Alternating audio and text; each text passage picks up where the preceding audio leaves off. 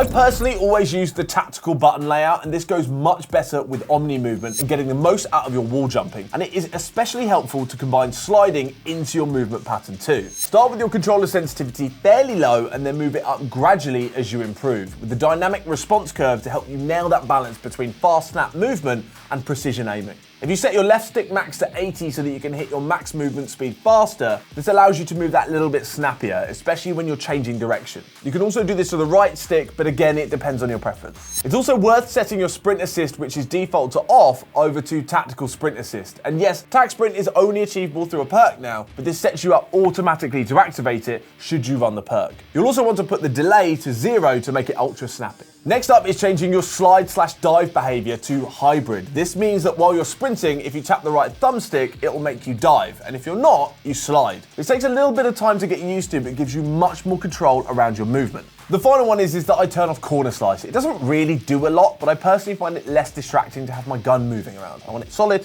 in line. In combat, I keep most of these default, but with body shielding, I've changed my behavior to prioritize body shield over finishing move. This is quite frankly because I didn't want my finishing move to be prioritized. I wanted to be able to body shield so I could use the new grenade finisher. Weapon and world blur are fun effects that add immersion in the single player, but they put you at a real disadvantage in the competitive world. So I would turn both of them off and they stay off. I also find it just gives me better clarity in spotting enemies when I'm moving at high speed. Next up for settings, your field of view. You want that around 110 and you'll have a nice wide view of the world around you without losing your sense of depth. That extra bit of vision is important, especially in Black Ops 7 when enemies are wall jumping all over the place. You can play around with 105 or 115, but 110 is typically where most top players sit. And then final tip for me in this area, you can play around with the crosshair color. The default is white, but I actually prefer a luminous green as it's just easier to see. And make sure you send this to any of your Black Ops 7 squads so they can keep up with you.